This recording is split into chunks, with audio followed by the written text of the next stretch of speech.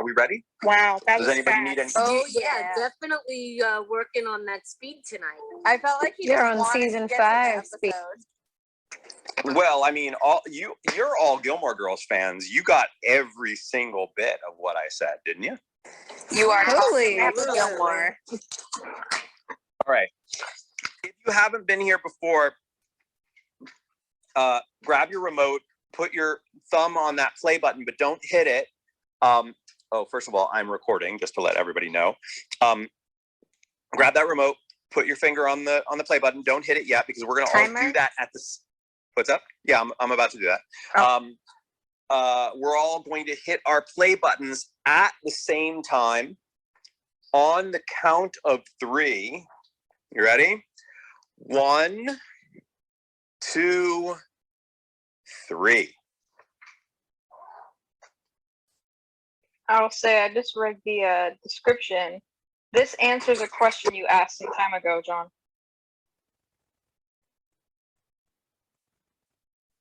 It answers a question that I had how long ago? A week, maybe less. Not too long. Nice. You'll know exactly what it is when you see it in this episode. Great.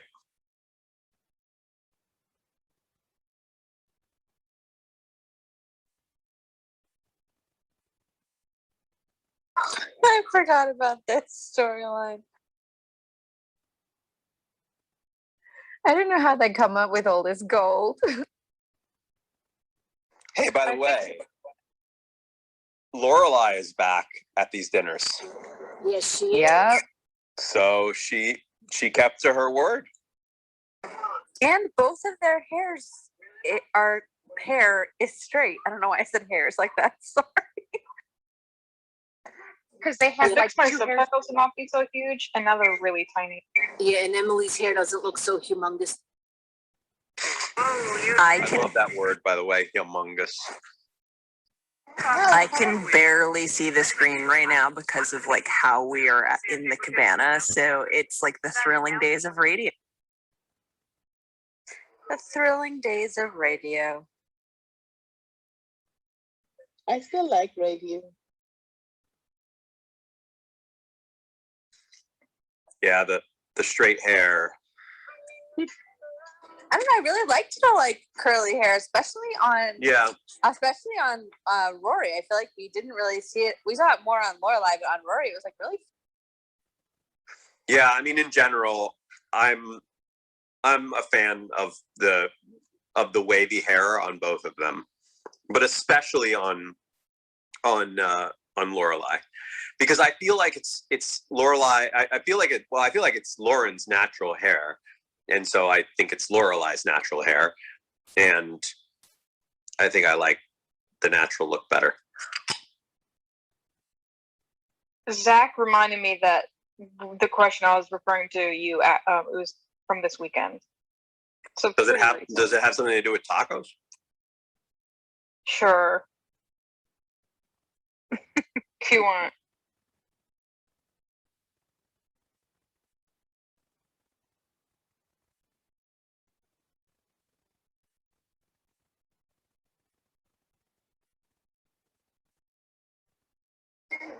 Is Lorelai wearing bootleg pants under a dress?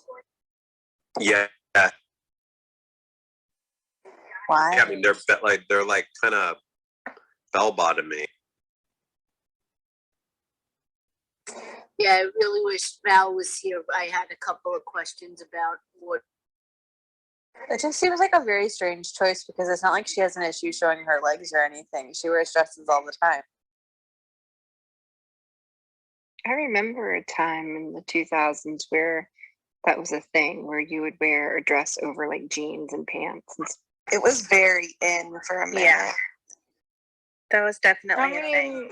I feel like for more casual outfits, like over jeans and with like a shorter skirt, I remember that being a thing. But that's like a Diane von Furstenberg wrap dress. I love the wrap dresses because of Lorelai. Same. Oh, this Kirk storyline, yes. $1.04. So good. Ooh, eBay reference.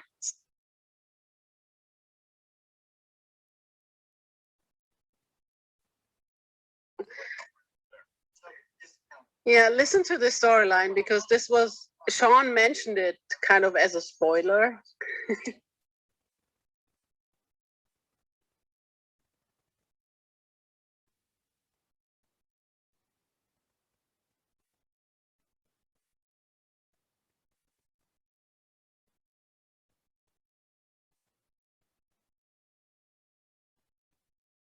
Oh, there's something in the lens in the lower left. Well, not in this shot, but before there was like a black like thread or something on the lens. Frame one or two. How's the article? What's it say? It was then, sadly, but I discovered.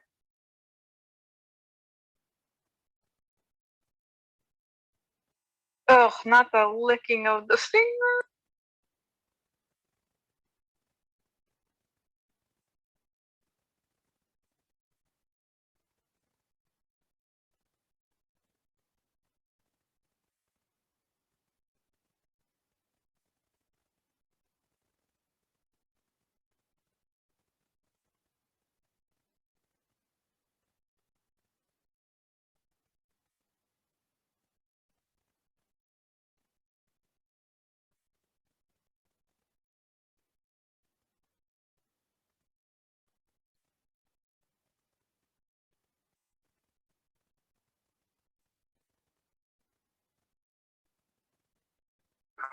The powers that be.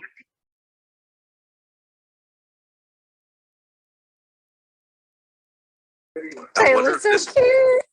I wonder if this Twickham house is going to become a big part of the season finale. That's where you get beheaded.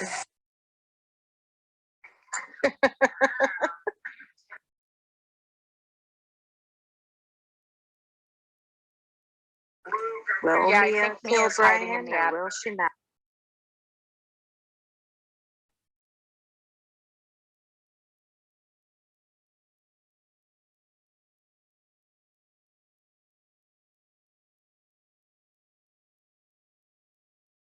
At that point, I'd give Kirk a penny and just say leave.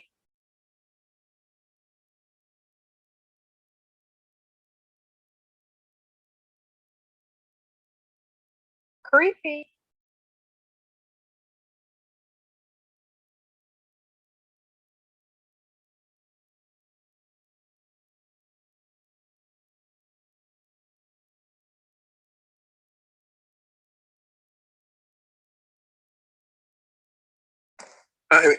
Rory seems kind of with it. I In think the that zone. she's in the zone. She feels like she's Much- cracking. Good outfit Much too. improved than the first day. Really nice outfit too. I like it. I like the hair much better this episode as well. Much better for the newsroom.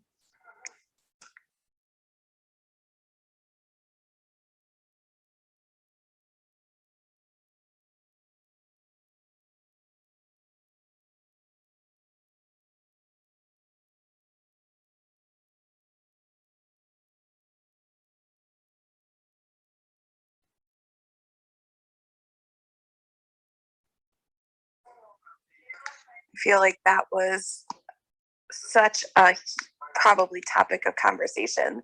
Jose Canseco at that point with the steroid. Isn't he the guy who's really into Twitter now? I have no idea what happened to him post baseball career.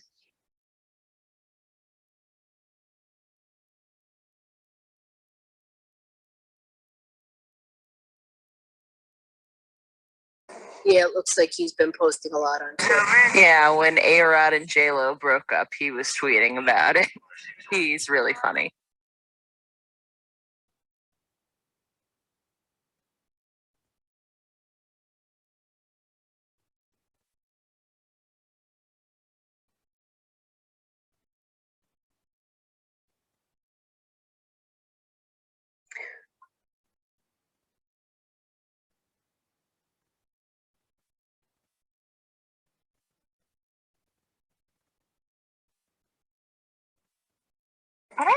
y'all feel about that color of blue on Luke?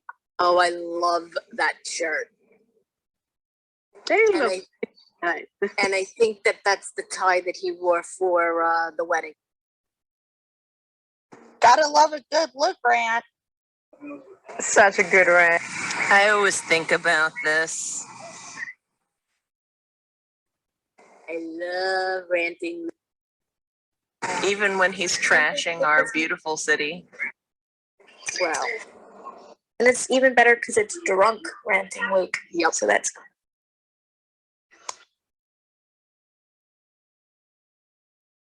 I love seeing them outside of Stars Hollow. I mean, he is kind of right, but like needing like nature. We have nature.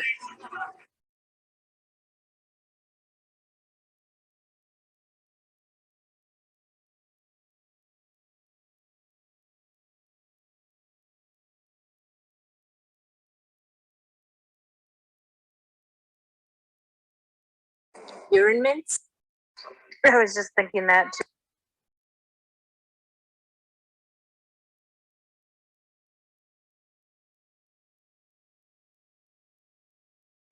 Not since the right before when he met TJ for the first.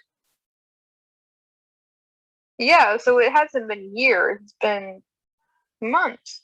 Yeah, I was just thinking the same thing. When he came over and Lorelai had band-aids on the window, and he was like, Yep. "Yeah, I just climbed your roof."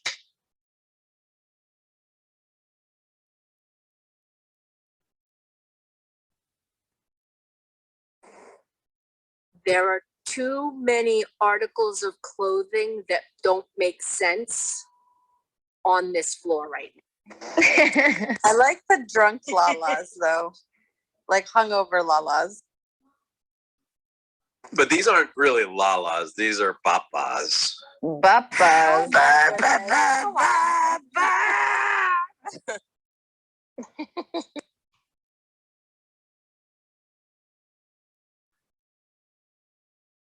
Damn.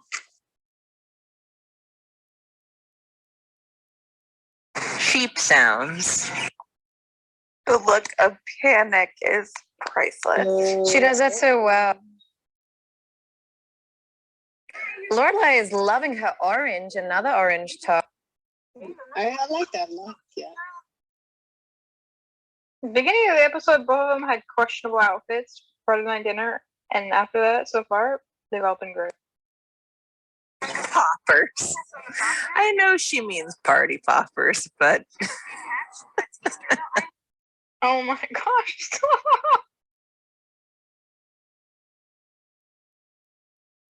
that would be a very different baby shower. I've just been to a baby shower today. This would have not flown today. Anyone else think the Dosie's market is like reminiscent of like the Dollar Tree, the logo? Oh yeah. Although I really did want to see the like happy new baby balloon. Like I wanted to see Rory try to pull this party off and sell it to other guests.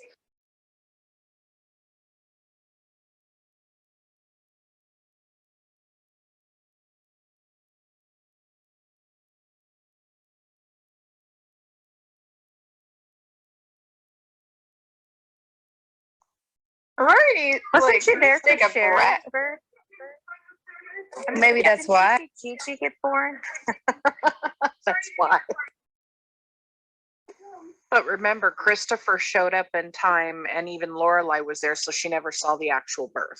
Yeah, but she wasn't freaking out like this when Sherry was in the bed pregnant. That's why. This is true. That's probably what did it to her. Brian, It's like panicking to see that pregnant Avasuki sitting in the front seat all jammed in. Like, Brian just looked over and said, "Oh, you should have just told me this is the one where Kirk, spoiler, because I would have remembered that." It's a good Kirk episode. It's funny. Oh, it's coming up. so good. Coming. Love it so much. Hi to Brian. Hi, Brian.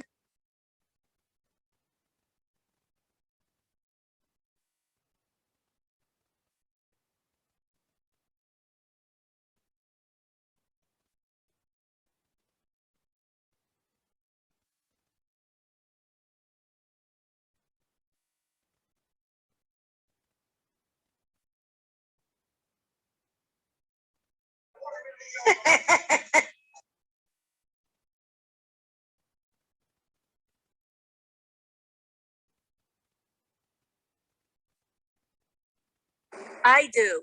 No, not at all. I was going to say at this point, that's cheap for a house. Is it Kirk? So it's just a down payment.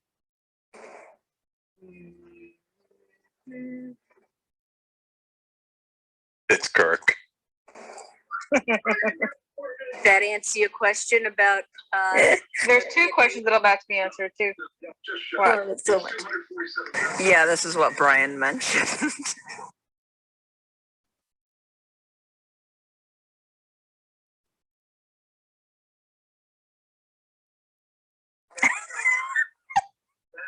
The math on 15,000 jobs, it just doesn't work out. I'm sorry. And I happen to be wearing the Hire Kirk t-shirt tonight. Look at the confidence in Kirk. I think this mostly makes sense if you consider that he mostly doesn't spend his money and he lives with his mother. And he was haggling the price of toast. And books, seasons. Kirk is the kind of person you would find a profile of in the book The Millionaire Next Door. He's that guy that dies and is like a secret millionaire that nobody ever knows and then bequeaths it to random humans. What does it look like Kirk has like eyeliner on? I just think he has that dark of an eyelash.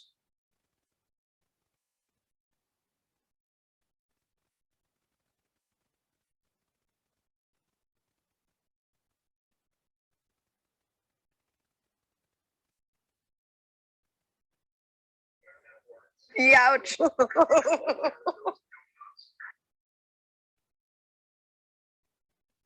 Kirk is cruel sometimes, but in a funny way.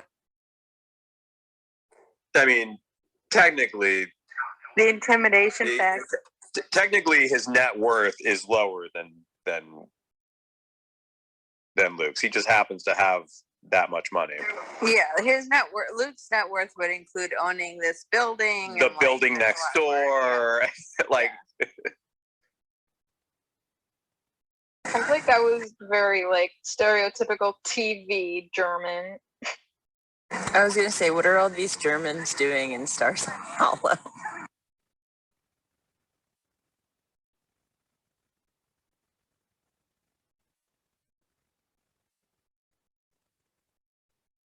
This belly keeps moving like up and down and like turning to the side.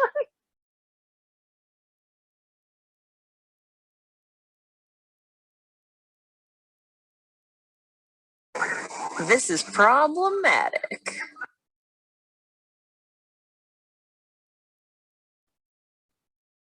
More orange.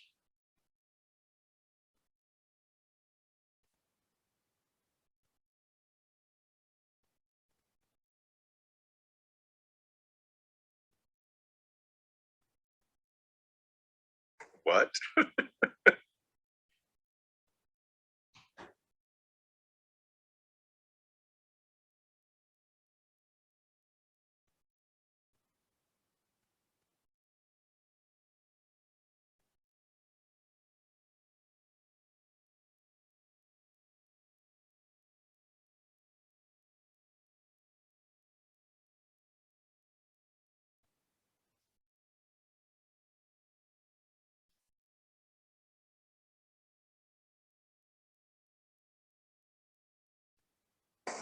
Yeah, I don't remember anything about that. It's been about the same amount of time. That always struck me as just so weird. I'm like, she is 38 years old. I mean, I know she was 16 when she had a baby. I'm like, how do you not know that this is way too soon to tell? Because it's Lorelai. She worries about these things. I mean, she could have known, like, maybe when she's like 3 or 4 weeks when she was 16, so she wouldn't know that you couldn't or could find out earlier than that. Yeah, with my ectopic, I actually knew, like, within 3 weeks. But not like a couple days. No, not at all.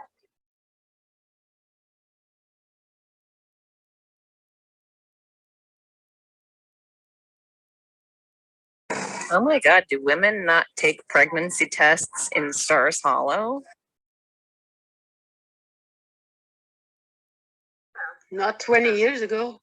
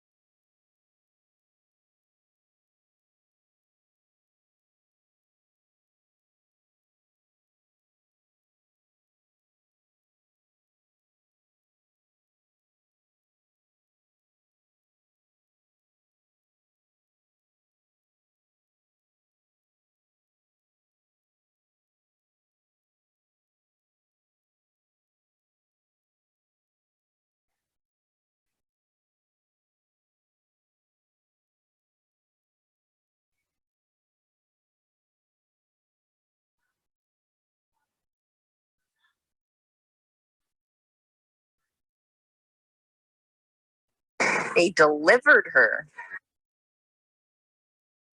Yes. Delivering humans to rich people. Love. That's not even the snootiest line yet. Oh, not at all. It's just so interesting her like reaction to like somebody else foreign who doesn't really speak English compared to like her maids who don't really speak English. I think she has a fixation on like Russian things. She sees it as very elegant and cool, but she still is dehumanizing these people. Time put.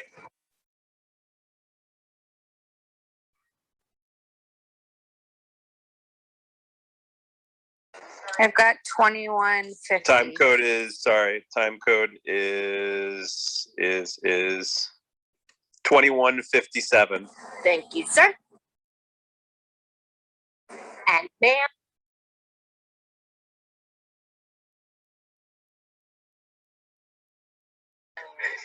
Do you guys hear the beeping? It's so annoying. So Realistically, like a hospital.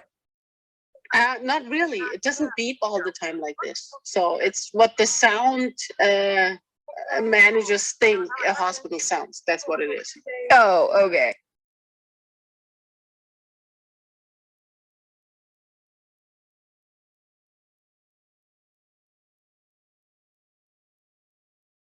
That's funny. I hadn't really thought about that, but that's totally true. Anytime you're in a hospital in a television show, you just hear like beep, beep, beep, beep. Like through the hallways, everywhere. My ex-mother-in-law was a sound editor, and she always had to put like beeping sounds into hospital scenes, and like for no reason. And she asked me like, "Is that what it's real like?" And I said, "No," but they have to put it.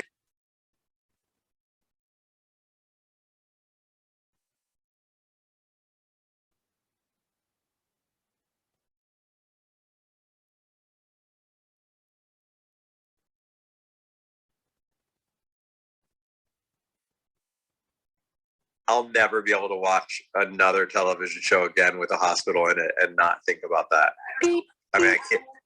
Yeah, I can just hear that little beep in the background every time it goes back to.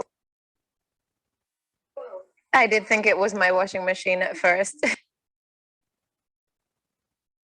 And a green apple too. Yuck.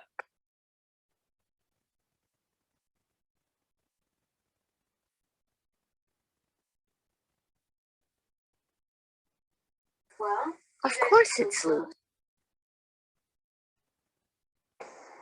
Rory's taking this so well, like in comparison to how I feel like I might if this was my mother.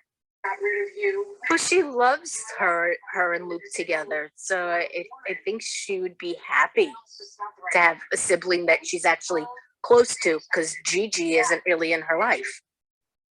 And also, I feel like it's less sort of like affecting her because she is no longer living in that house. So it's like she's slightly detached from it. Well, and Rory's also made comments before about how she's always kind of wanted that for her mom. You know, like and I think this is the first person that she has been able to see that with, that isn't her dad. So, John, are you going to put some kernels on, is Lorelai going to have a baby? Well, I would certainly put kernels on that. I mean, if anybody who wants to bet me that she's not going to have a baby in this series can absolutely bet me with some kernels. I'll take your kernels. I don't know the nature of why she's not going to have a baby, but oh, you think she's not? No, I think she's not going to have a baby. Are you sure? I'm pretty sure, yeah.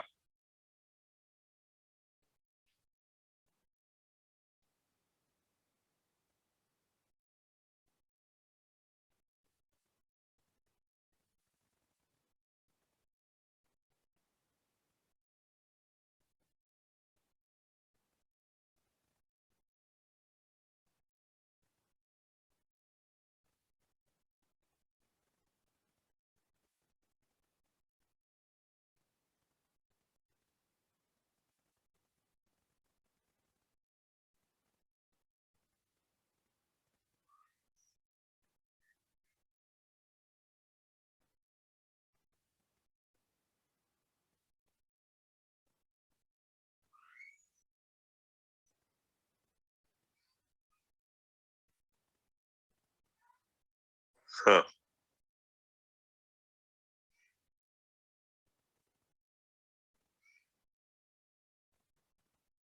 I don't think Luke would run away.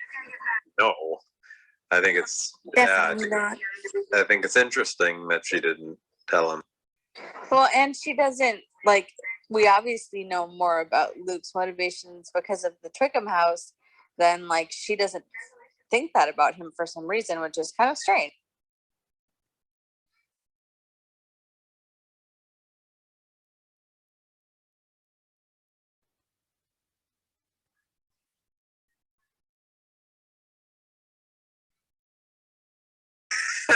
Here's Yeah, whether you like it or not, snips and here is the like weird and messed up thing. Yeah, let's talk about this.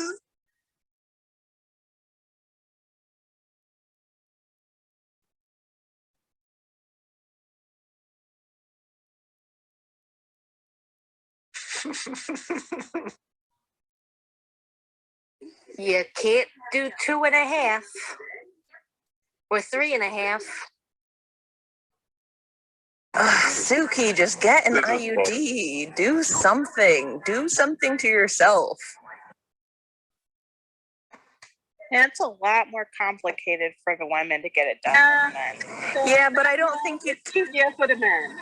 Yeah, but I don't think that she should be forcing him or separate. Yeah. Oh no. I mean, he could have said. I do feel like he went willingly in the end. You know what I mean? Like it's not.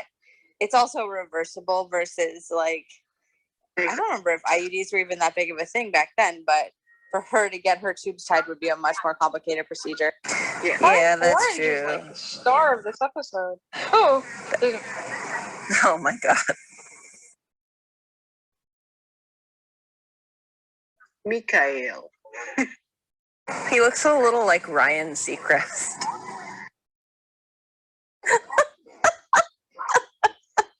That's so great.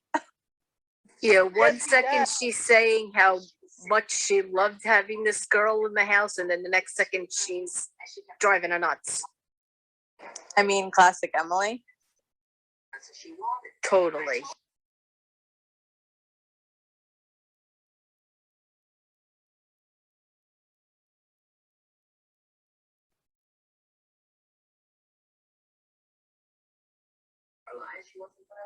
There it is. Exchanged.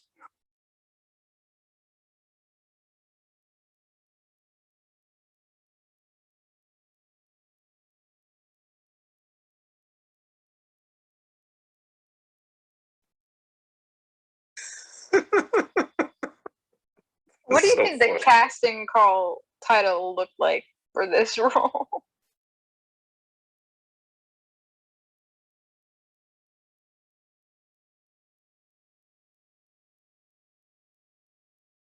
Do bosses really put their feet on the table in a meeting like?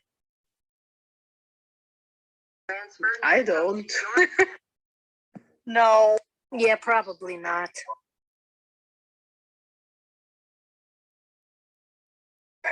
But obviously, he doesn't care about anyone or anything, and he'll do what he pleases.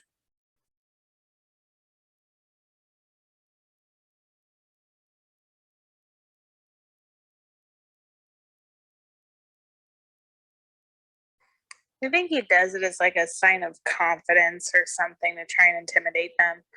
Oh, totally. Yeah, that makes sense.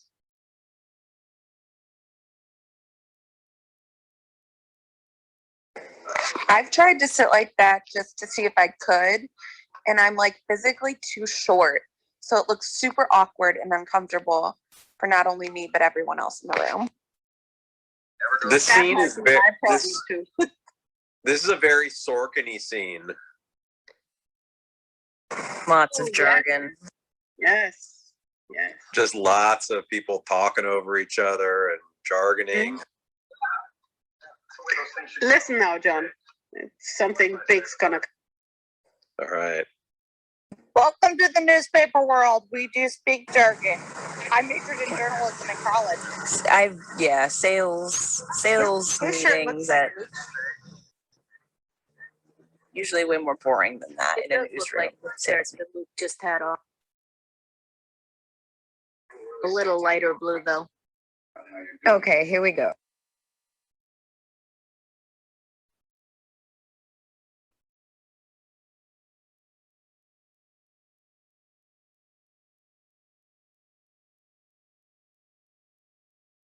Ooh, ooh, ooh. Here it comes.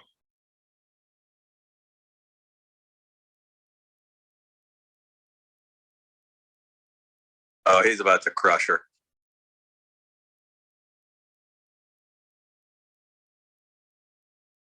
Knew it. Knew it. Ouch. Oh no.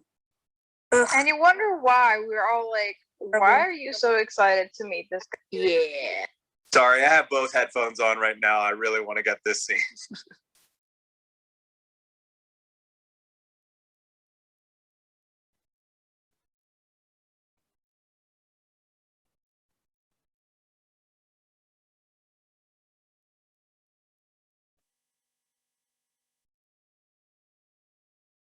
Oh my goodness.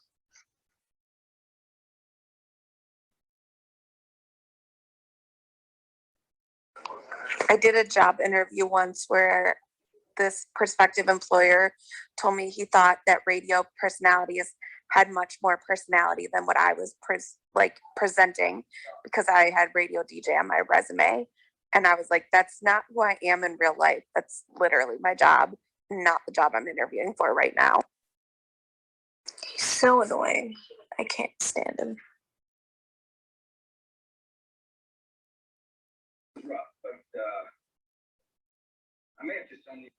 Holy crap. The Oh my nerve. Oh The my nerve he has, goodness. man, I swear, like, it's so. Oof. Yeah, Oh my so goodness. not for an intern. So it's okay to have that feedback for someone else, but not for an intern. And he doesn't even know her. Like, who the hell is Why not for an Exactly. He hasn't. He hired her to look like he was the good guy, while the rest of the time we hated her, only to crush her because he too probably doesn't like her as much as his family. Okay, I love this scene. Oh my God, I love this.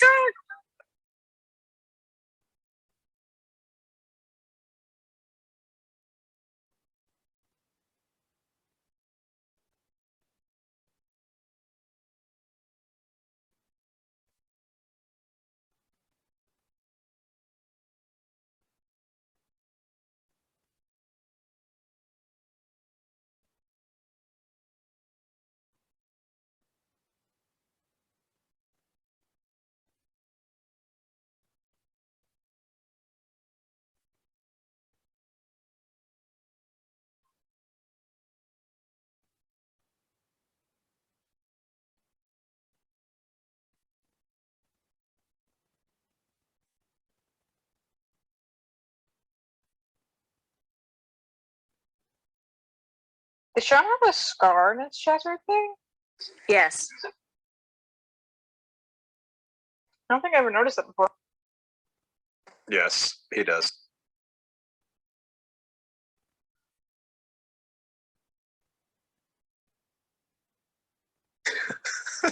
This is so weird.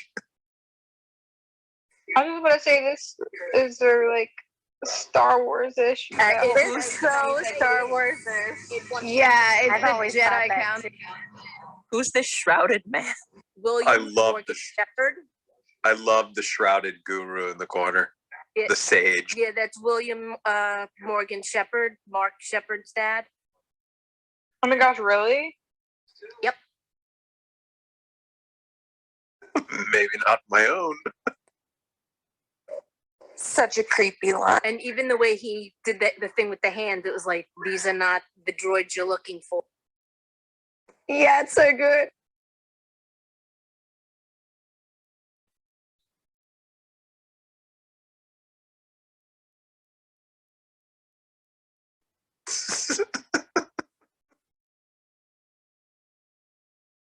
Oh, I like this episode a lot.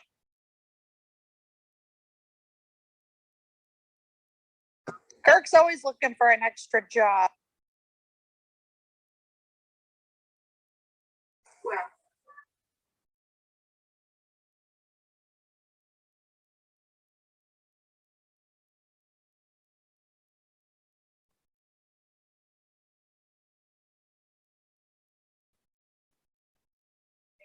I love how he says fantastic. Fantastic.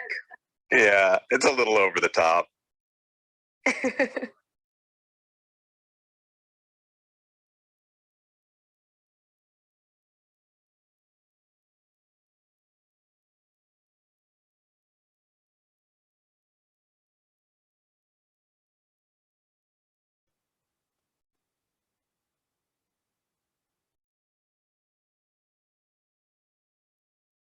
Oof.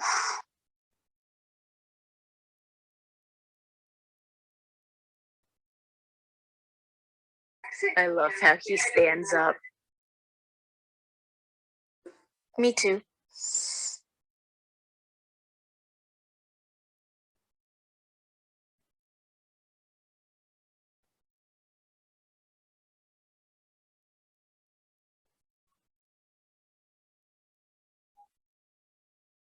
Locks the door. I love this part. Be afraid. Be very, very afraid.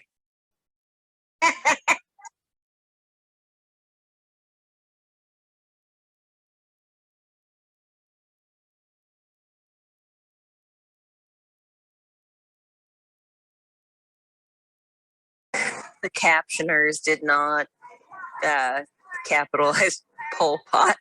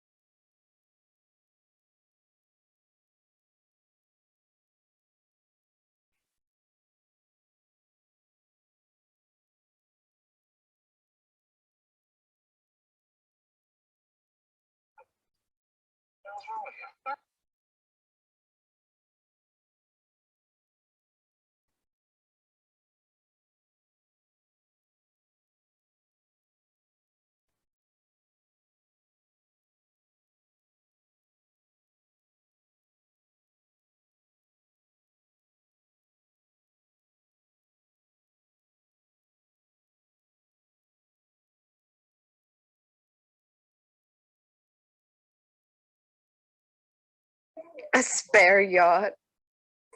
It's in my back pocket. Yeah. But Logan is very, very supportive in this scene. So I'm not Team Logan, but I do like him there. Gotta take to the sea. Rory, no. This is terrifying. No.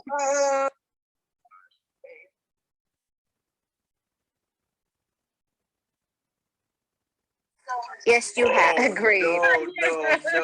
No. Since I remember that was her idea. Yes, remember that. It was her idea. Yeah. Yes, it was. It was her idea. Kelly, such a great actress. I love know. all her She's expressions. so good in this scene.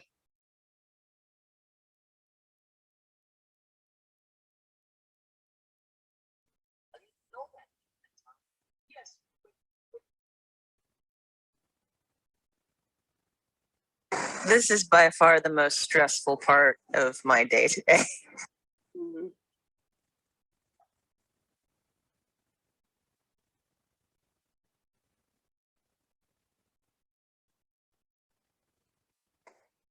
Arrest.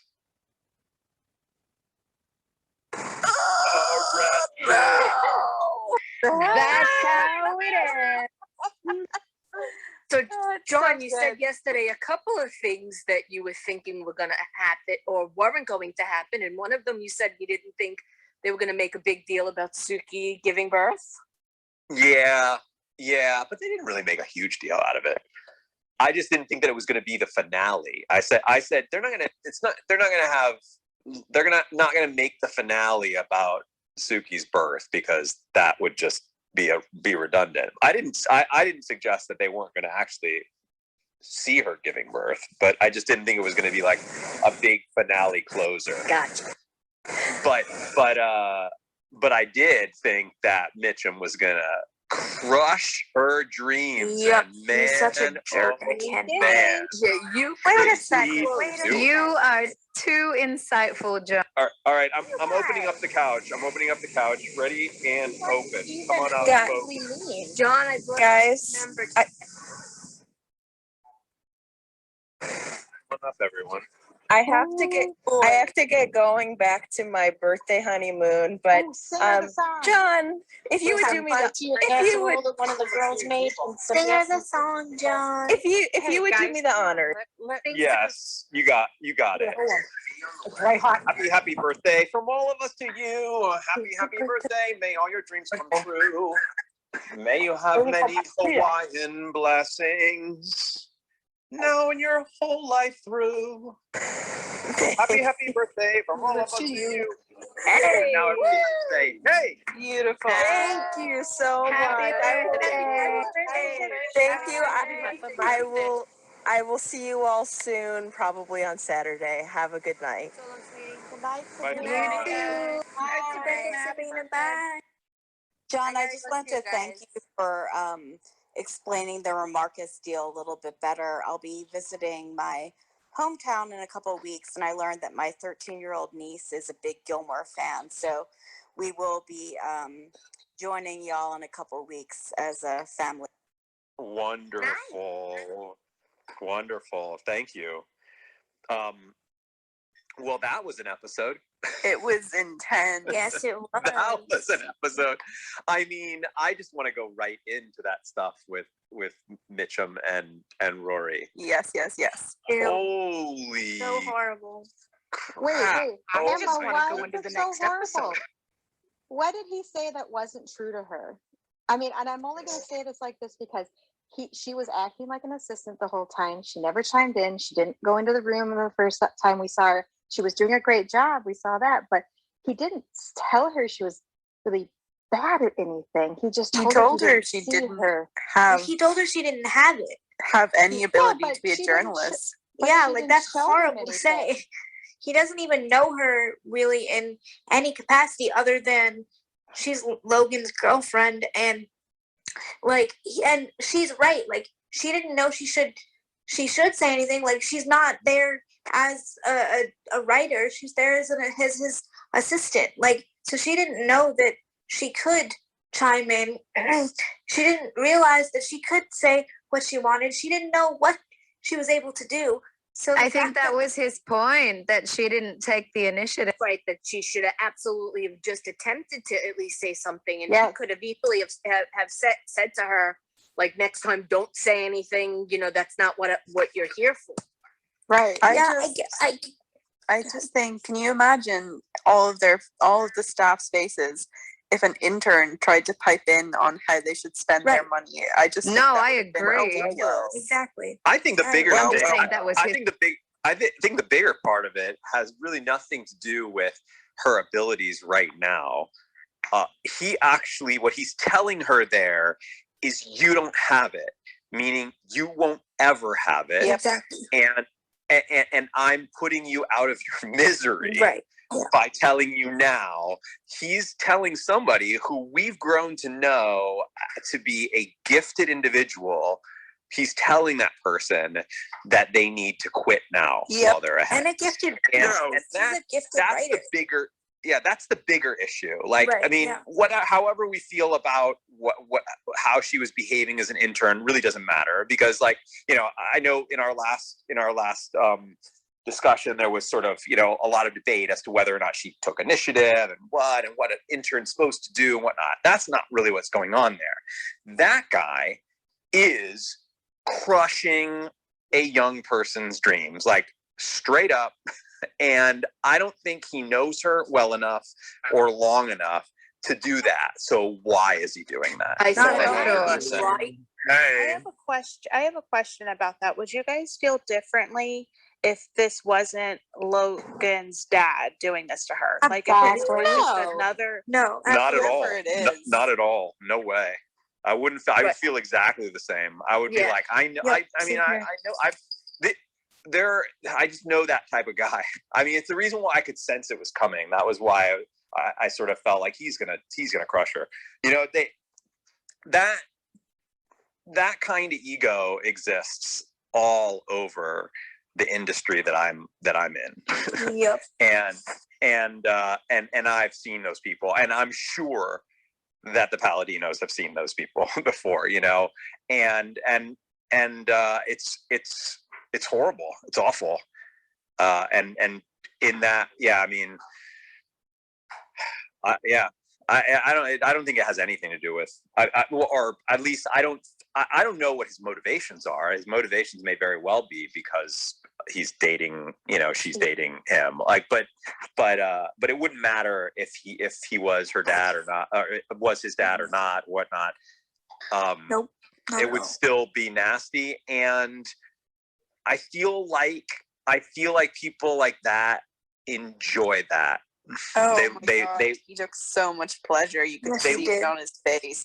They look for people like Rory that they can do that too. I don't know. That's been my sort of experience. So the point about him being Logan's father, I think, because when he came in after, like, when Rory and Logan were leaving that dinner, he was like the good guy, like, oh, here, let me offer you an internship because my wife and father were just so horrible to you, but come to my internship because I wanna make you think that I'm doing something good for you, and then totally crush you in the end because I actually don't like you.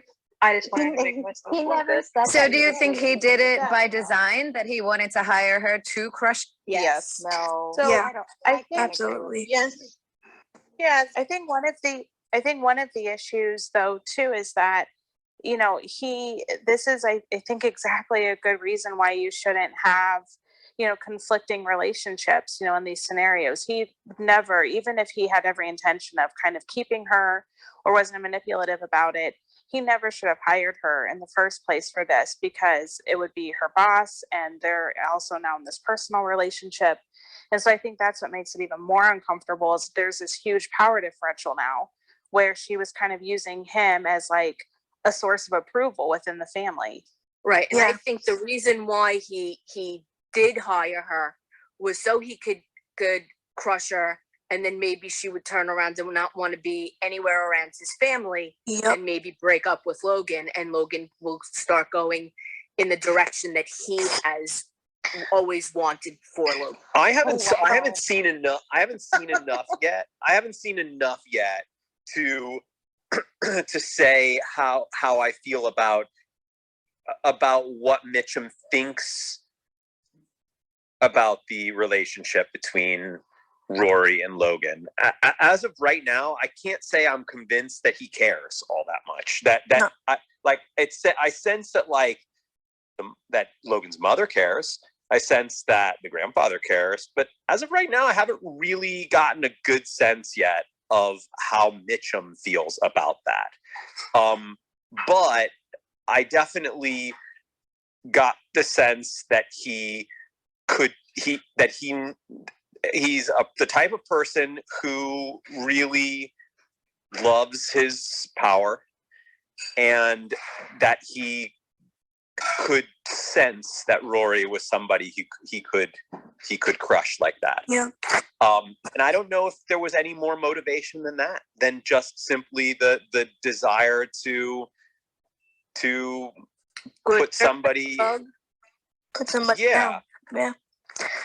There's like a mentality there that's sort of like, like only the toughest survive, and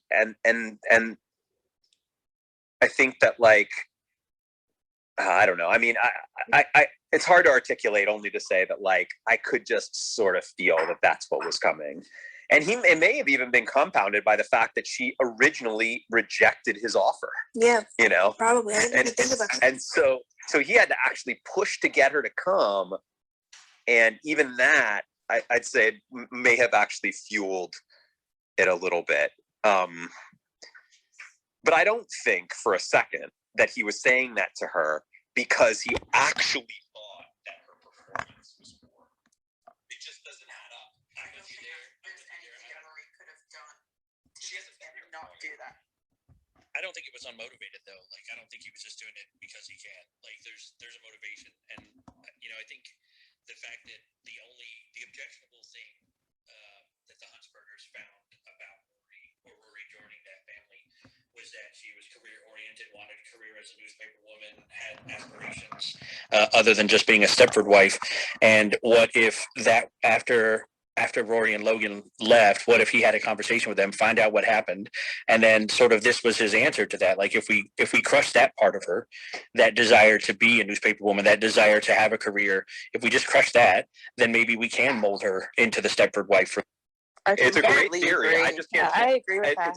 It's a really good theory. I just can't say for sure that that's what's going on, because I haven't seen enough of Mitchum's actual interaction with the other members of the family in regards to Rory. I haven't really gotten a sense of how Mitchum feels about Rory and Logan, because we haven't really seen them together much, with Mitchum in that. So I think it's cool. Definitely could be really interesting if that's what happened, but I can't say for sure that that's what happened. And I do think that there are people out there that enjoy doing that. Yeah, I definitely are. Just to share a quick personal story of my own, I went to college for theater, and I was the first physically disabled student in the theater department at my college. And literally the chair of my department was basically telling me that I should go into other aspects of theater, like I could work at a box office and do all these other things, etc. He basically, in not too many words, was telling me that I couldn't be an actor. So yeah, I've definitely experienced a lot of similar things. But at college, it was like, okay, this is ridiculous. You're supposed to help me, hone my craft and learn. And you're telling me I can't even do that. Oh, and he tried to hold my degree from me for a year. So that was fun. But that's essentially what's also happening here, right? Because an intern, like as everybody sort of pointed out, an intern is somebody who is there to learn. So he's saying like, he's not saying like, let me help you become that. He's just saying you're not that, you'll never be that. Exactly. Yeah. And that's the part that like, that just, yeah, either he's got some weird motivation that we haven't seen that's been, that's like, that the writers have like purposefully kept from us, and then it's gonna be a big reveal at some point, maybe in the season finale, or he's just one of those people that just that just has no problem crushing people, and and especially when he sees somebody who is crushable. And she definitely is somebody was easy to crush. She could see exactly how much she cared about this. I agree with what Sheev was saying. I think it was, yeah. Sheev. Because if we think back to the dinner she had with the Huntsbergers, the whole time, well, at the beginning, before they really started digging into her, Logan's mother was like, well, Logan, let's just wait for your father to get here. Like she kept saying, let's hold this conversation until your father gets here. So he knew what was going to happen. Right. And he'd already known that they didn't approve of her and that she wasn't suitable for their family because she wanted to be a working person. So I do believe that he kind of wanted to either crush her, because he told her, you're not suitable for a journalist, but you make a really good assistant. So maybe I do think that maybe they're trying to, either he wanted to intentionally crush her to make her more demure and have a lesser role than she wanted, or just to get her out of the family. It just, the only thing, first of all, I would love for this theory to be right, just because there are a lot of, I would say 99% of the folks who are joining us for these watches have seen this before and know probably the answer to this question. But I do know Sheev does not know the answer to the question, because Sheev and I both are watching this for the first time. So that would be amazing if that was correct. The only thing, though, is that it feels like if that's what you're trying to do, if you're trying to it seems like a weird way to try to get somebody to be more the type of person that you want them to be for your family than to do that to them the way that he did, because he's smart enough to know that absolutely devastated her. And he's probably also smart enough to know that she walked out of there thinking, I hate that guy. I hate that guy. Isn't that kind of the MO though of like a sociopath? Like an abusive, abusive partner or whatever. Like to do that, like that definitely so out of the ordinary. Oh, I see. So you're saying the abusive partner do that, abuse, and then they sort of, the partner eventually falls into line. Right. Yeah. That's dark. That's dark. Yeah, he's being really manipulative. He's purposely creating this power differential because he, was having her rely on him first. Like, oh, here, let me kind of make up for what my family did. Let me, you can trust me. Then he crushes her. And so he's really kind of playing with her emotions here, and he's doing it to kind of manipulate her and to, I think, really kind of create a power differential. The way that I saw it happening. Well, and he could offer a carrot in the next episode, right? And then all of a sudden, I was actually just going to say that. She's back in love with him again. That's exactly what I was going to say. Now you got me thinking that the next episode he's going to do something nice, and he's going to make her sort of. If you're right about this, then that's how it goes, right? Then he does something nice, and then little by little, it's this back and forth of giving her a carrot, then taking it away, giving her until he has her where he wants her. Oh my God.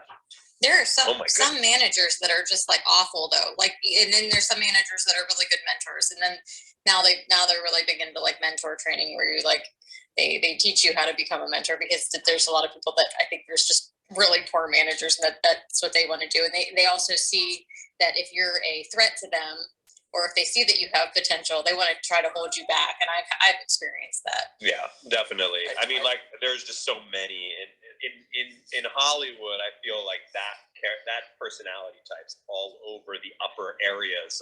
I don't know how, but like they either the upper echelons of the industry changes certain people, or it attracts, or that it somehow attracts that. But I mean, I definitely could feel it. I feel in this Mitchum character that they're channeling their experience with producers and executives and whatnot that can behave like that. Randy, I'm sorry. What were you? Yeah, sorry. I didn't want to interrupt you. I don't want to discredit any of the theories or the opinions that you guys are referring to in terms for Mitchum Huntsberger. I do agree that he's more or less, if you want to, for lack of a better word, a prick. But he, in a way, he's a businessman, right? So he's going to kind of, just kind of what he kind of mentions as well, is that he's not, he doesn't know any other way to be other than kind of a straight shooter. And by him telling her that he doesn't believe that she has it, if you kind of like, we're already in going to the end of season 5 here, so we've already kind of established the kind of character that Rory is. From very early on, all the way through until she's gotten into Yale, she's always been this very timid character, and not a go-getter.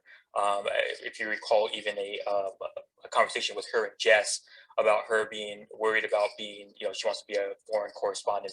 She's kind of like unsure about if she can even do it.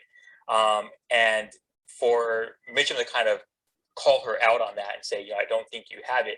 I don't think that he's totally wrong in that. And I don't want to say that, that's not her. I mean, by all means, she can become that what she wants to be, regardless of what he believes in her. All her life, everyone's been telling her that, she's great, she's good at what she does, and she can do whatever she wants to do. Everybody's kind of standing behind her. And then just one time, somebody's telling her that, I don't think you have it. And I don't want to go too much forward into the episode, but where she kind of just more or less kind of just goes off the track after she hears that. I mean, just this one comment from this one person, this one day, is all it takes for her to kind of just go very off track and just completely lose it, to the point where she's going out and stealing a boat. It's just kind of, like I said, I don't want to discredit your guys' opinion on Mitchum Huntsberger. I'm just saying that I just hearing a lot of kind of hateful things going towards Mitchum Huntsberger, and what he said, and I do believe what you guys are saying is within its right, but I do think that also got to look at what Rory's side is on that as well. It's not just the one-sided thing. I actually agree with Randy a little bit, and and I've actually read that theory as well. It's a pretty popular one, and the analysis on the blogs and whatnot. So I agree 100% with Randy.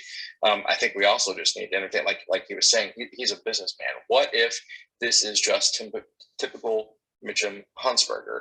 Like, oh, okay, this is my son's latest plaything. I'm an indulger. I'm gonna throw it to the side. This is a guy that sleeps 4 hours a night. He's business, 20 hours of the day. And what if it's like, okay, he doesn't really care. He's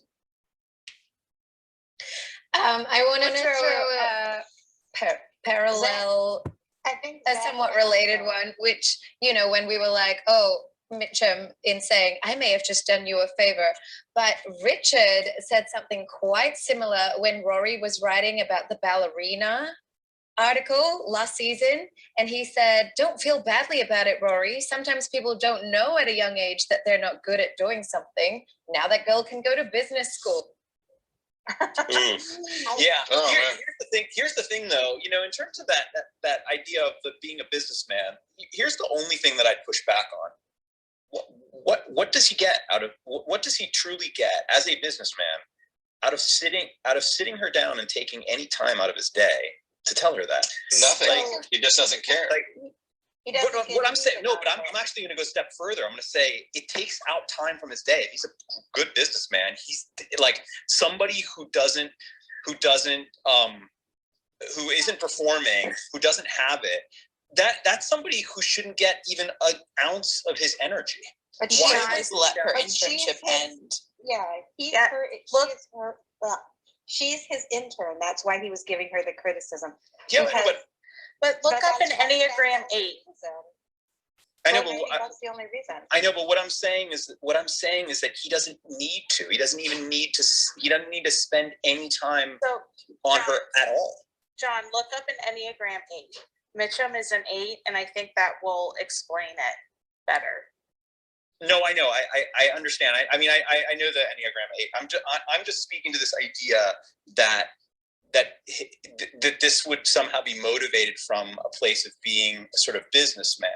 I feel like a businessman is sort of thinking strategically about their own business. And I just find it odd that he would spend any energy whatsoever. If he has to, if he's forced to sit down and talk to an intern and give them some advice, like, I don't see why he wouldn't just give them the absolute bare minimum and then just walk out of the room. He seemed like he wanted to say that stuff. I agree. And that seems in my opinion, it seems sort of contrary to the idea that he'd be a bit like, first of all, Rory's not like in any way she's not in any way getting like interfering with his business. Like, it's not like he needs to tell her this, otherwise his business could be in jeopardy. He's doing this above and beyond what he even needs to do to run his business. And that's the part of it that feels like it feels malicious. It feels like it's specific because it doesn't feel necessary. I don't know that I mean, I get it. I get the Enneagram 8, as you're saying. If I remember correctly, that's the person who's like needs to always tell you the truth. Is that right? Sort of. It's they're somebody who they like to. They're very image centered. They like people to think very highly of them, to be respectful of them. They also want people to need them, but they do it in a manipulative way. So their growth line is a 2, which also wants people to need them, but their motive for that is trying to help them. A 2 stress line is an 8, because they start to pull onto that manipulative side of an 8. And so an 8 will often kind of control people and make them think they need them in order to feel like they are helping them. But here's the other thing. Here's my question. Like, because I mean now I feel like I really want to. Probably I'm going to rewatch this show. Maybe with some of you good remarkists. Because I want to track that on Rory. I feel like I'm getting some information here about the Rory character that doesn't align with how I feel about her, and so I feel like if I were to track her again, maybe I would start to feel a little bit feel that way about her, that she doesn't have initiative, that she is a little insecure. But I will say that I kind of generally feel like people are, and I guess it's my main problem with what Mitchum says here, is that people aren't just this like one or the other thing, right? So even if we've seen Rory sort of wishy-washy at times during this series, I'm sure we could also find places where she did take initiative and she was strong. And my problem with the whole scene, or with Mitchum in general, is really only one thing. And it's just that he tells her that she will never have it. That's the part that I take issue with, because like that just boils down a human being to like just a binary thing, like just black and white. You either have it or you don't. A great example of Rory going above and beyond directly related to paper issues would be if we look back to when she was on the Chilton paper, and the first assignment she got was directly supposed to hinder her by Paris. She gave her a piece on writing about the new cementing on the pavement because she just didn't want her to be able to shine. And she took that and turned it into a story of how everything becomes obsolete. And then, do you know what I mean? So she, that was awesome. Yeah, she's that was very, pretty very capable. of taking the bare minimum and turning it into something fantastic. And we've definitely seen that. And I think that's a really great example. I wish we'd almost gotten one more episode of her working in the office before this, so we could have seen more of that. But I think she did show great initiative. I mean, like, again, she made the I think that it's a fair criticism of her to say that she didn't really go above and beyond, that she wasn't a killer like he needs her to be in order for him to see that. But she could be, she could be be shaped, and somebody could help her. And so I just take issue to this idea that a person is just like one thing, or they're only one thing, they'll only ever be one thing. And certainly what we've gotten from this show is that none of these characters are just one thing. They are constantly subverting our feelings about them. Emily will be horrible, and then she'll be vulnerable and sweet and protective. So none of these characters are just black and white. There's a lot of shades of gray here, and I just don't like that he paints it in such a binary fashion. And I feel like I think he knows what he's doing in doing that. And again, I just sort of feel like if he just didn't even need to spend that energy. He just didn't need to spend it. It harder because it's him, though. I think part of the reason she gets so crushed by it, not just by what he said, but it's because of who said it. It's because it's Logan's father, who she, for whatever reason, looks up to, and they established that when she got the internship, how much she looked up to him.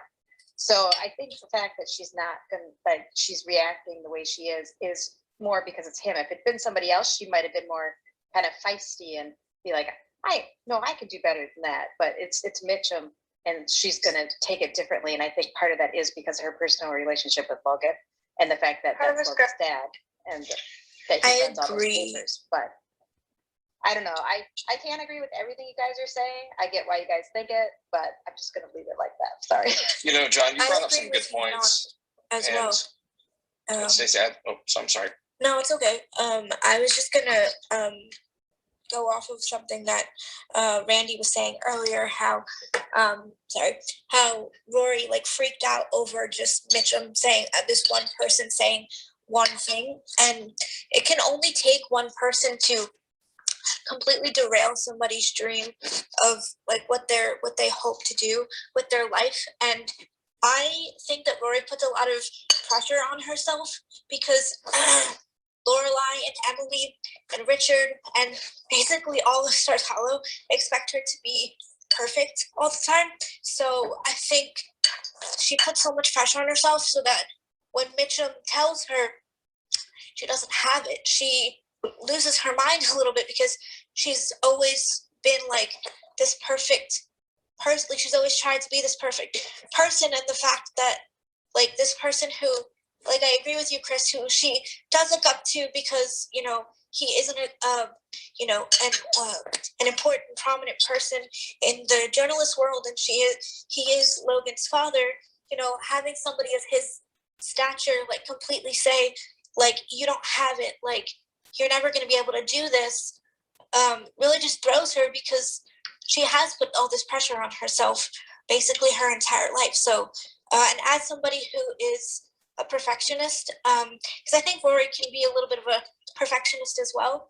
As somebody like myself who is perfectionist, I put a lot of pressure on myself. And so if somebody were to tell me that, I just don't have it as an actor, I don't know if it would crush me, but I know completely that where, and I don't condone Rory stealing a vote, that's not okay. But and I know I probably would never react in that way, but I might go off a little bit, because if somebody just flat out said, without really even knowing me in any capacity and my talent, just told me hey, you're never going to be able to do this. You're never going to be able to make a career out of acting. You should just give up. I think I would lose my mind a little bit. So I understand where she's coming from. Yeah, Maybe it just meant she shouldn't be working at a paper itself. He wasn't commenting on her writing so much. He was talking about her initiative in the grind of the paper, in the scene. Like, so there's all different forms of journalism. Yeah, no, but do. I know, but the only thing, again, I just keep coming back to it. It's really just about how little he knows about her, how little he got to actually use to make that judgment call, and even by saying like look at what this did to her. You know, one little comment by this one person, you know, has her totally derailed, has her stealing a boat. Yeah, totally. That's totally true, and it's awful. But it's only one moment in time. Well, John, something you said, and then Chief said as well, and I kind of like to get Stacey's opinion on this. When going back and look at that scene where he sits her down, the whole thing in the office scene and body language, and I want to bring up the body language too, because as the actors, take on the roles or whatever, they take the person, and they either believe what they're saying or they try to get a feel for the character. So when we initially go to that scene, he's got his feet up, his head behind, classic power play, but then afterwards he's starting to roll down his sleeves. And he says, oh, the less I say, the better, they really run themselves. And I don't think he believes that because, he clearly had the feet up in the superiority. But when he goes to talk to Rory, it's like putting them next to each other. And one of the things we learn in law enforcement, when you're doing investigation, if you want to build a relationship with somebody, if you want them to agree with you, you set them right next to you, and rather than putting them across the table from you, because you eventually want them as an ally. So at that point, he's business again. He's that casual. He's rolled his sleeves down, and then he started talking about her, and then he talks about, hey, this, and this. I say you don't have it. Then when she starts asking questions, he leans back, distances himself from her, which is showing that you don't either necessarily agree with her about what to say, or you want to put distance between you and the person you're talking to because you have an issue with the context. And then he starts talking about, yeah, you're not really a go-getter and everything like that. So I don't think he believes that. She showed that he was a go-getter, and he's trying to distance himself from the statement because he doesn't agree to it. And then when he finally ends the conversation, he leans forwards again, says what is a possibly true statement, and then Rory leaves. So I think there's a lot to be gained possibly from the body language there. But based on what you said and what she said, sociopath, I don't think we've really seen the real Mitch Huntsberger yet. So yeah, I mean that's fair. I want to go back to Randy, because I saw Randy was trying to respond a couple of times there after I spoke, and I want to give you the chance to respond. Yo, really quick. I wanted to kind of just throw this kind of just out there to kind of get your guys' minds thinking a little bit. So when no spoilers. Yeah. No. So no, I'm saying. So the end of the episode, when she goes over to. Yeah, sorry. So when we go over to the end of this episode here, when she meets Logan, and she's going. This is after she's kind of upset, and she's kind of spoken to Mitchum and things of that nature. She mentions to him about going into context of Moby Dick. And kind of saying, and literally wants to go take to the sea. That sort of, in my opinion, kind of takes where what he told her crushed her. Now she's kind of, I guess you would say, almost like backtracking into a world that she had better known, like all of her books and things of that nature. Just like when she spoke just about her books and the life that she was kind of brought up as. So it kind of gave me kind of a thought of maybe her going back to that sort of place of comfort for her to kind of go back into the world of fiction, I guess you would say, and outside of the real world. And that the real world is harsh, and she couldn't handle that. So she wanted to go back into that comfort zone. I love that. I freaking love that. Here's my question, though, back to you, though. Do you think that she has what it takes to resist the urge to just retreat into fiction and face the real world? Oh, actually, you know what? Let me start. Let me go back. You've watched the series already. When you saw this for the first time, did you feel like she had the ability to to actually face the real world, that she could get past this loss, right? That she could learn from this. It's going to take some stumbling. It's going to take a night in jail, clearly. But that she can actually, face the real world. I would say, and it's been a long time since I've watched it for the very first time. Every time I watch it, I remember most of the things. Some things I do forget, but a lot of the main pieces I do remember, regardless of how long it's been since I've watched the series. But I would say that her being told that by Mitchum, I would say that her retreating back to that, I want to believe that I thought that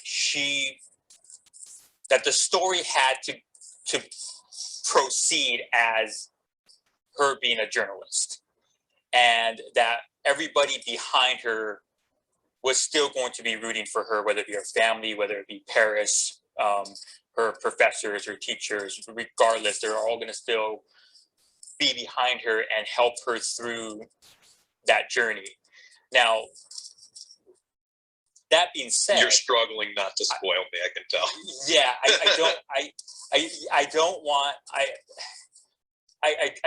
I don't want it to be where Rory requires that an entire town, city, and Yale be behind her in order for her to pursue her dreams. Why? Why? I don't discourage it, but I didn't want it to be where, and this kind of goes back to her falling apart the moment that one person tells her that she doesn't have it. Because regardless of what everybody was telling her throughout her entire life and all through Chilton, her being at the paper and her at the at the Daily News at Yale and stuff like that, one person telling her that she doesn't have it, she completely just derails.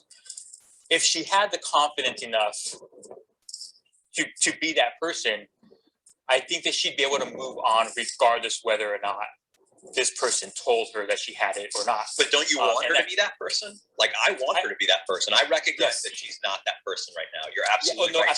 Yes, I absolutely want her to have that sort of confidence in herself to pursue that, and herself alone. And she's had that all her life, but at a certain point, you have to pursue that yourself. Otherwise, then you're going to be looking behind you every single time that something approaches you or you run across a path, and you're never going to be able to make that decision yourself. You're always going to be looking back for someone to give you that sort of justification as to why you should be taking this path over this one. Or in reality, it's almost like you're not really making the choice yourself. You're letting other people make the choices for you. And I would rather have her make the choices for herself. At least at this point in time, she's 20 years old, second year in college. I think that at a certain point, she needs to start falling into that sort of trait. Well, as somebody watching the show for the first time, I'm assuming that that's her journey. That's what I'm assuming the writers are doing. That they're saying, like, this girl is not she's not the golden child you think that she is, but she's your protagonist, or one of our protagonists here. We care about her. We're rooting for her, and so this is what we're rooting for. We're rooting for her to become better, to be able to walk in and show Mitchum Huntsberger that he was wrong, or that he was right then, but that doesn't necessarily define her for the rest of her life. Absolutely, that's what I'm hoping for. I mean, you've seen the show already, so that's exactly what kind of my comment earlier was to that as far as what Mitchum had told her and commented towards her. Regardless of that, what we want to believe is that she does have it, or can obtain it at least, but didn't have it at the moment. And so my comment was that at the time when Mitchum did kind of make that comment to her, it may not have been completely unwarranted. It's just all I was saying. It's kind of looking at it from both sides, and we want to paint Mitchum as a villain. But I mean, honestly, he's only spent I can't think of probably like a week that he's had her as an intern, and I can't imagine what kind of ability that you can kind of gain as far as knowledge from a week of having somebody as an intern. I can't think that you can kind of completely write somebody off after just 1 week. I do agree with you on that. But in a sense, he does have, as you did mention, that he does have this sort of ability to kind of tell whether or not if somebody does have it or not. And I do believe that he, in his own mind, was kind of acting on that sort of ability for himself. So that's the thing that I'm saying. I think that those types of people who believe they have that ability just really get under my skin, because I don't believe they really do have that ability. But that if because they're in such a high position of power, they can make that ability, they can make it so, right? Like they can make that clairvoyance real because they're in such a high degree of power that they can crush a person's career. They can really, in a lot of cases, make it so that that the prophecy comes true, that you never really had it, because they're somebody who's actually able to influence the industry that you're in. And he seems like the type of guy who could do that, that he could actually make it really difficult for her to move forward. I mean, he's a mogul. He's a newspaper mogul. He probably knows a ton of people across the industry. And so I sort of like, that's the issue that I take, is that I just don't believe that people like that are they're really clairvoyant. They just make you they make you think they're clairvoyant because of the immense amount of power they have to make that prophecy true. Just one added thing really quick before I hand this off to everybody else. But he did just in terms of like Mitchum, in terms of like him, his whole business model is to kind of acquire some of these low end papers that are kind of struggling, and he buys them out probably at a cheap rate, and then brings them back up so that he can make money off of those. So obviously he's in the business of kind of resurrecting, or at least helping a failing, whether it be individuals or business, to his gain. Now, I would say that he could have taken a different approach instead of just saying you don't have it, and at least acknowledging that she does have some sort of gift in terms of writing, and maybe actually kind of taking her under his wing and showing her the ropes to kind of help in his business. Trying to invest time into her, just like he invests time and money into these kind of failing newspapers. He can do the same with Rory, and I think he could have did that approach rather than just kind of writing her off at the end of that.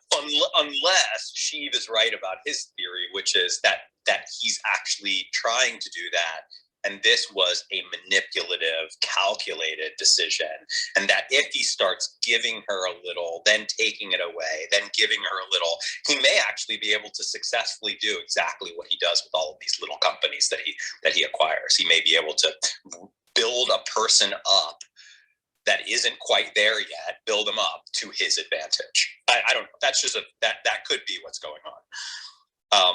It's super interesting and definitely great stuff. I mean, this is one of my favorite discussions that we've had so far. Should we talk about vasectomies? No. Yes, let's get into it. Snip, snap, snip, snap, snip, snap. I have no, I don't know what to think about it. But John, if after Babs you had your daughter, and she was sitting there, or you were holding Josie, and he was like, "You're gonna get a vasectomy," no questions asked, what would be your reaction? I don't have any. Well, if you want me to be serious, it'd probably be like, "You heard that from me." No. I think that it was a joke. I mean, like, I just think that moment was just television humor. Big, huge nurse, walking in behind him and stuff. I don't think it was meant to really to be that, you know. I didn't think that it was really meant to be all that big of a deal. Personally, I mean, obviously there are a variety of other ways that a couple could, you know, can keep from having another child. I just think that particular way was it provided for the most humor in that moment, because, you know, Jackson is sort of a pushover when it comes to, you know, to their relationship, and it just seems like he would just kind of willingly go do that right there on the spot. I mean, it's ridiculous because that would never really happen, you know, right there in the hospital. 30-second discussion on it. Yeah, I mean, Wasn't even really a discussion. She was like, I went ahead and scheduled it for you. The man is standing behind you to take you, basically. Yeah, it's just television writing. I mean, that's how I interpreted it. If anybody else wants to like chime in, they can. But speaking as like one of the guys in the room, it certainly didn't offend me. No, it's kind of funny because we talked about this, how sometimes the dramedy, the comedy part of that sort of takes me out of the story because it's just so unrealistic. But that one, I don't know. I guess it served its purpose, like, I don't know, perfectly. Like it was just funny in the moment, and then the next scene happened. Very, very true. There is something I'm dying to discuss because I had some input into it, and that is the storyline of Kirk coming out of the woodwork with his $250,000 to buy a house. What's funny about that is that they make it kind of seem, I mean, maybe this is like, you know, like the times, you know, but it was just kind of funny that like $250,000 is what they kind of classify as Kirk being like filthy rich, when really, I mean, when you break it down, like the value of both the buildings that Luke currently owns plus whatever he's putting down for that house, like is, you know, exceeds that amount. Right, but there's no question. I think it's the cash value that absolutely referring to more than anything, and it's just kind of funny because all this time we think Kirk living with his mom just doesn't have a whole lot, and then he's like leaves his mom and he's bunking with everybody all over town after he leaves his mom's house, and now we find out he has all this money in the bank. It's just kind of funny. Yeah, for sure. Luke does have the equity, but that's a really good point about being cash rich.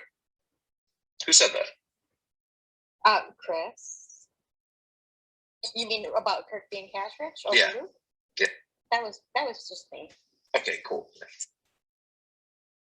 So yeah, on this note, oh, go on, John. No, I know. I guess I just don't really see the big difference.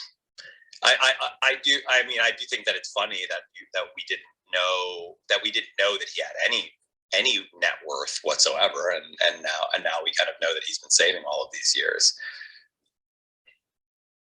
Did you enjoy the sauna scene though? What did what? Did you enjoy the whole sauna scene with the powers that be, where they have to fight it out with the Obi-Wan Kenobi character in the corner there? Yeah, that was really fun. That whole scene was really good. I mean, in general, this is a good episode for Sean. I should have mentioned it to him. Yeah. What else?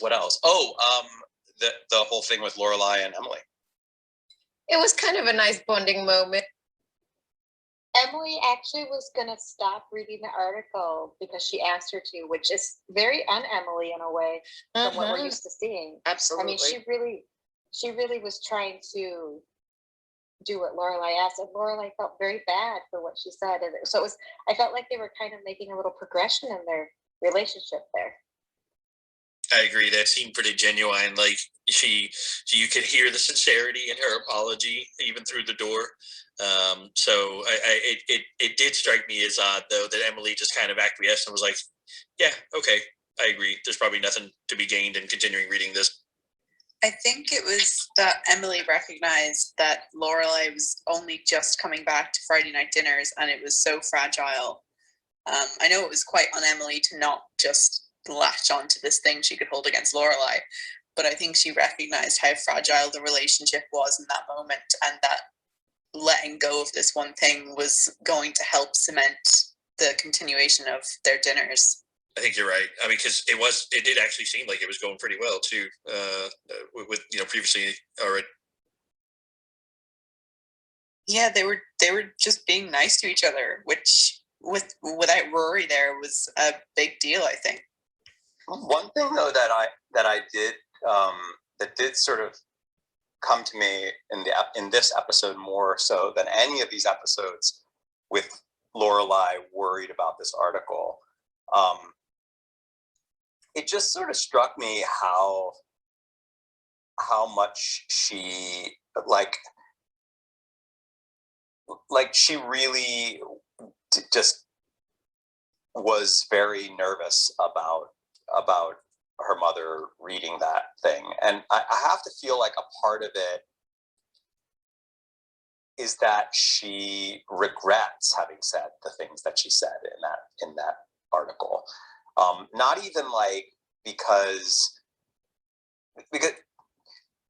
obviously all of that stuff is just hyperbole. She's just being snarky Lorelai, and it just happened to come out in a newspaper. But I think that when faced with the fact that it's now public, I think that there was I don't know, I mean, I felt it, a part of Lorelai that felt regretful that she does go that far sometimes with her humor on her mother, which I think is interesting because her mother would never really do that. Like, that's something that's very unique to Lorelai. Well, and Rory with her article about the hippo. Right. Well, yeah. I mean, Rory did that same thing. I just think that like it's the fact that Lorelai seems like she feels bad about it. That I don't know.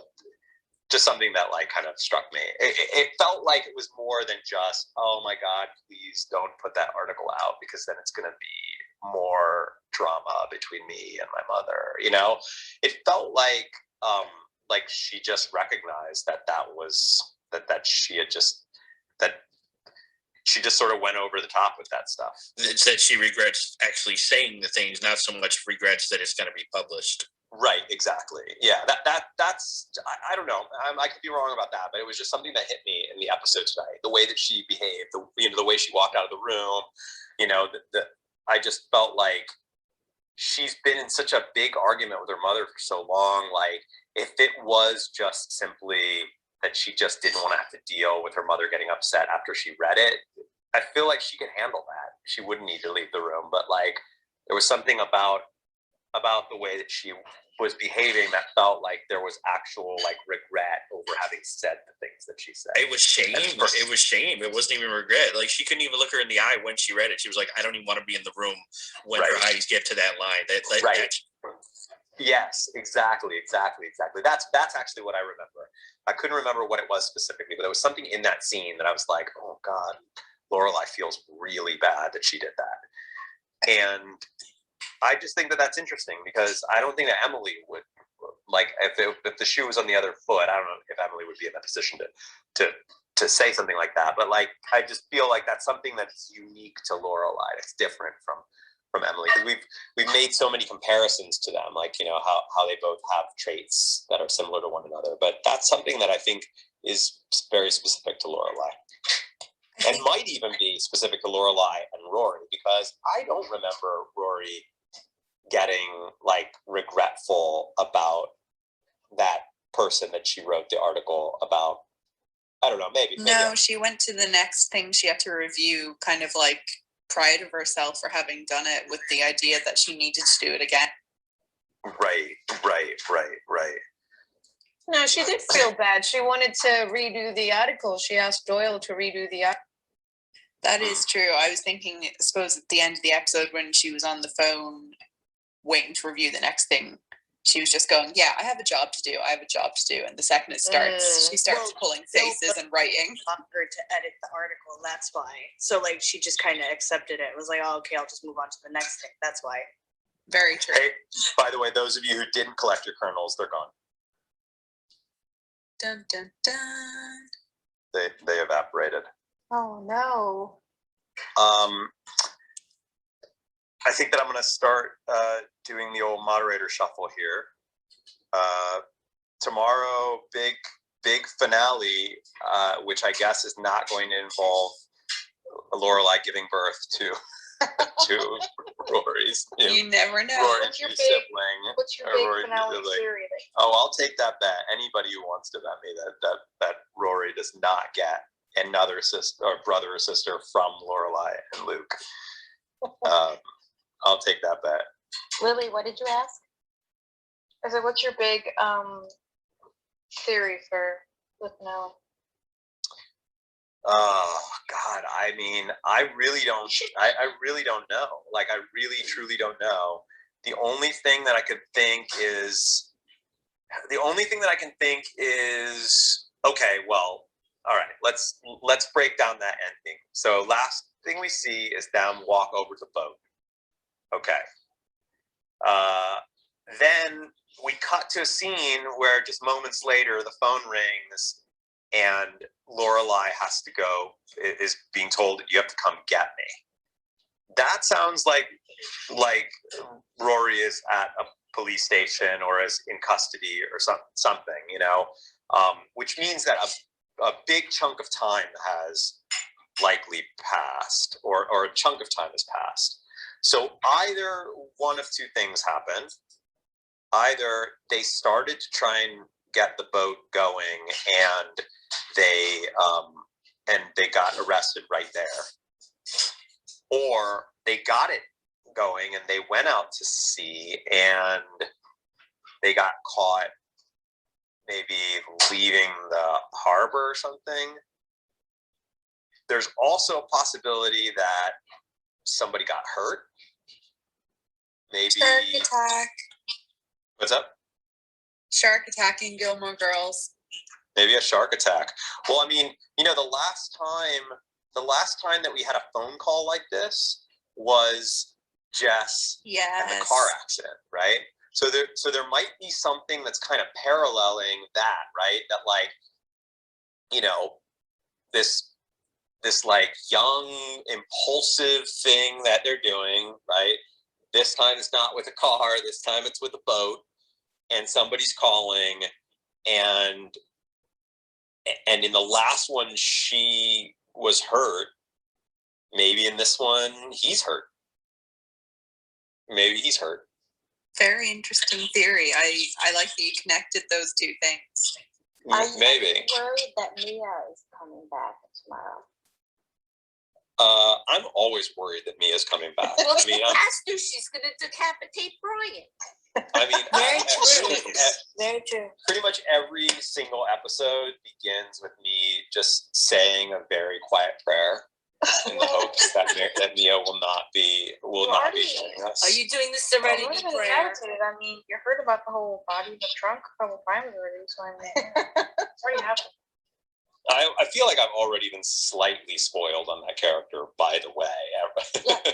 Well, Brian has been missing for a few episodes, so maybe the big thing is that they find him down in the lake by the swan. No, I know what happens next episode. Brian's still there. He's not been decapitated.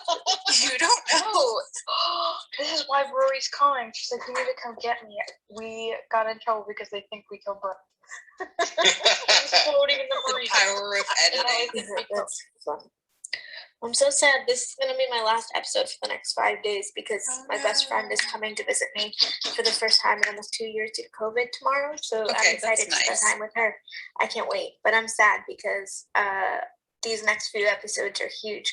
So yeah. Make her hang out with Enjoy you. your time with your friend, though. Bring her along. I definitely. Well, see, I've been trying to get her to watch Gilmore Girls for a while now, but she just she claims that she's not interested in like the whole drama type shows or anything like that. So I'm trying to get her into it, but and her girlfriend is obsessed with Gilmore Girls as well, and so she said to me several times, she's like, "You cannot watch Gilmore Girls without me. I will kill you if you watch Gilmore Girls with Alex without me." I'm like, okay, so I have you've been to wait told. for her to be around. What if Logan, while trying to get the boat going, somehow like something went horribly wrong, and as he like the motor wasn't starting, he put his hand down in there to try and get it, and just then it started, and his whole arm just got completely lopped off. Can only hope. You spoiled yourself there, John. Stop being so insightful, John. Yeah, you're very insightful. Hey, Randy, are you on Remark? Randy is on Remark. If you type in Randy in the search, the member search, you can find him. Before I head off, guys, I really need to share this with you because no one else will appreciate the fact that I needed to do this while watching the episode tonight. I sat and worked out how much money Kirk should have based on what I would deem to be what he would have been earning on a 40-hour week versus how much he said he has. Okay. So I worked out, right? He said he'd been working for 11 years. That would have been 94 to 05. And based on a 40-hour work week in his like typical retail jobs at minimum wage in Connecticut based on each year, he should have only had $144,747, which is $100,000 less than what he said he had, and that's before considering anything like taxes or all the money he spends at Luke's. Maybe he outright on interest. Oh no, I worked out interest as well. I kind of averaged it to about $1,000 a year just based off of gradual earnings. Oh wow. I Okay. couldn't speak, so I had to do something by myself. Wow. That's dedication. Interesting. Yeah. What and that even includes like in like a high yield savings account, or I didn't go into quite that amount of detail. I kind of went if I averaged on like a 1.5% interest, but it wasn't a perfect science, but I kind of averaged out an amount to try and bump it up, and that still would have left me about 80 grand short. Yeah, let's just it's just television. I mean, at the end of the day, it is just fiction. And there is a writer there who probably just, yeah. Oh, I know. I was like, I couldn't get the idea out of my head to work it out, and then I had to do it. So I had to tell you guys that I've done it. I just still think that like the whole idea of like $250,000 and like they're kind of calling him rich is kind of a little that's the part that I'm like, whereas like I feel like they would have wanted to say something more like he had $1 million, but then they were like, but that would be ridiculous because we wouldn't be able to actually convince anybody that he worked for 11 years at a minimum wage job and somehow got $1 million. So why don't we say $250,000? Nobody will really pay attention. No, definitely not Lee. Not realizing that 17 years later, in a watch of the show from one of the actors, there would be a Gilmore Girls fan who would, during the show, do the actual math to figure out that they had actually completely miscalculated. They didn't anticipate me, baby. Yeah. All right, everyone. Leave it up to a Gilmore's fan to do such a thing. Well, that's what I always say. I always say like, the fans of their favorite show, their favorite story, their favorite book, their favorite movie, whatever, often just know it better than the writers. I really believe it, certainly better than the actors, that's for sure. I mean, I remember back in the ATX festival, Alexis admitted that she didn't even really know exactly where Copper Boom came from. So, I mean, fans love their fiction. We're insane. And they go deep. Yes. They go deep into it. And that's good. That's a good thing. All right. I will see you all tomorrow. Thank you so as much. always. Bye, John. For the See you on Monday night. Have a good night. Enjoy the Take next care, John. couple of Good episodes. night, folks. Yes. Have a good one. Bye-bye. See you Monday night, John. Enjoy the next couple episodes. Thanks.